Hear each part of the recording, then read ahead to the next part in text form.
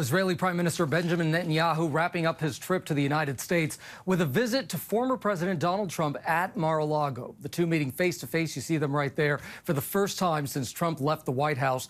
That sit down coming one day after Netanyahu met separately with Vice President Harris and President Biden in Washington, and after the prime minister gave a speech about the war in Gaza to a joint meeting of Congress on Wednesday. ABC's foreign correspondent Matt Rivers joins us now from Tel Aviv. Matt, good morning to you. Before we get to the politics, though, we're now hearing about an Israeli airstrike that hit a school inside that humanitarian zone in Gaza today. What do we know?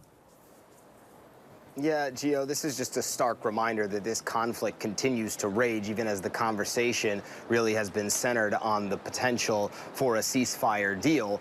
This school that was targeted by the Israeli military saying that they were targeting Hamas militants in that area. But the fact is that many Gazans have taken shelter in former schools like this one that was struck, with the Hamas-run health ministry now saying that 30 people were killed in this strike, more than 100 additional people injured in this strike. And this is just, like I said, a reminder that this kind of thing happens over and over again in a place, Khan Yunis, where the Israeli military months ago has said it had cleared.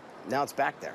Yeah, that rising death toll in the Israel-Hamas war. And Matt, let's turn back to Netanyahu's trip here to the U.S. How is it being received by people there in Israel? And where do we stand right now on those ceasefire negotiations?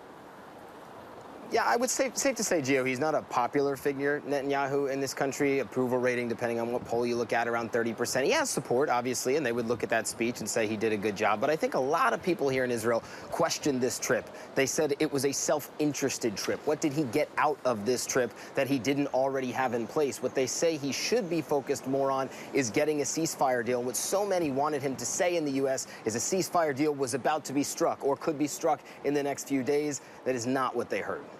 And Matt, in his meeting with Netanyahu, former President Trump accused Vice President Kamala Harris of making disrespectful comments about the war in Gaza. What else did Trump say in that meeting, and what was the reaction from Netanyahu?